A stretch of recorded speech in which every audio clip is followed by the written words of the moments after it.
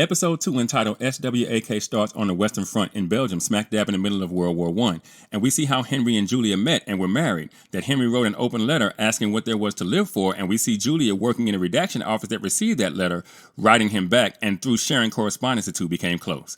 I thought this episode did a fairly decent job of bringing the war into the episode, both with Henry on the Western Front and with Julia in London as it was being bombarded by the enemy from the air. The writers make a point to show us that Julia has a fascination with Scotland, and of course this leads the pair to take their honeymoon there after their impromptu wedding, which I found to be a nice touch both for the characters and for the story as a whole. I thought it was actually crazy how the pair meet for the first time straight out of a romance novel, but I assume there must have been a letter or two wherein a picture was sent, at least on Julia's behalf, so I'll allow it. We got boot knocking in this episode, which I was okay with given what we've become accustomed to seeing in the OG series, and narratively it made sense again as the pair got married in this episode, and the fact that Julia now has a ring with the gemstone in it is really important if you know how time travel works in the land of Outlander. We see how the war has truly impacted Henry, which I'm sure will come into play later, and how Julia is there to be his anchor, solidifying just how important she is to him. Now, the second half of the episode focuses on how Julia became housemaid to Simon Fraser, and if you pay close enough attention, we've already seen Julia as a housemaid in the pilot episode. We also learned that Julia is in 1714 at the time, the same year the pilot episode takes place.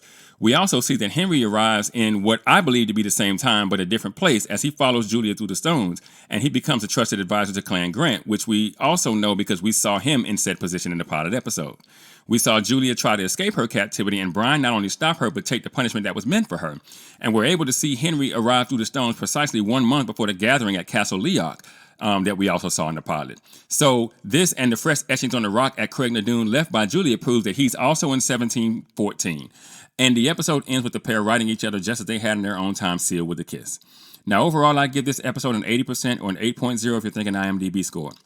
After watching both episodes, I wonder if the second episode should have been the first and the first the second, if for no other reason than to ground us, the viewer, in a better sense of time. Other than that, I thought the episode was pretty thorough. Things are about to get downright interesting both from a narrative and historical standpoint, and that's what's made this, a show certainly geared towards women, something that I, a man, found to be enjoyable. And as we can probably guess, certainly if you're one who has seen OG Outlander, Claire's parents likely never make it back to their own time, but this episode presents a great many questions that now involve both shows, like, will Henry and Julia ever be able to be with each other again? And will Claire or Brianna come face to face with either of them in the last season of Outlander?